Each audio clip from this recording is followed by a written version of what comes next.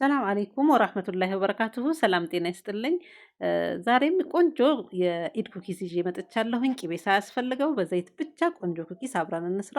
አንድ የውሃ ብርጭቆ ዘይት፣ አንድ የውሃ ብርጭቆ ሱካር።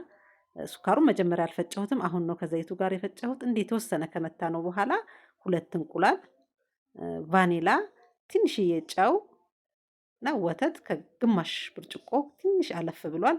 እንዲህ አንድ ላይ ክሬም እስከሚሆን ድረስ በደንብ እንመታዋለን።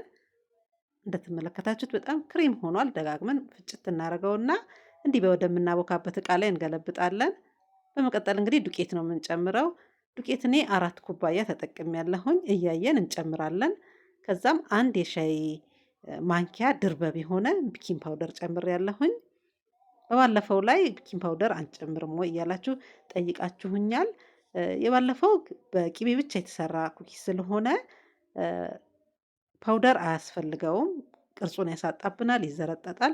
ወተት ጨምረን ግን የምንሰራው ኩኪሶች ላይ ትንሽዬ ፓውደር እንጨምራለን። እንግዲህ ዱቄቱን እያየሁ ጨምሬያለሁኝ። አጠቃላይ 5 ኩባያ ነው የተጠቀምኩት። ለስላሳ እያለ ሊጡ ትንሽዬ ቀንሼ የተወሰነ ያህል እንደዚህ ካካዋ ጨምሬበታለሁ።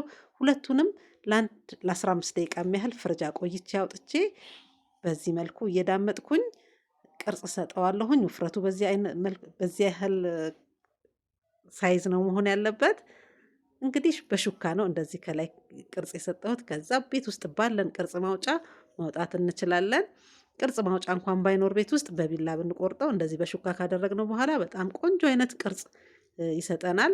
እንዲህ ደግሞ ሁለቱን አይነት ሊጦች እየደባለቅንም መጠቀም እንችላለን።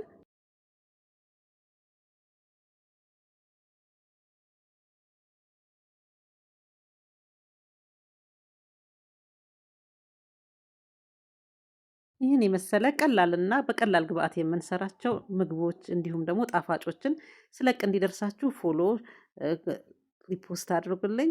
አመሰግናለሁ።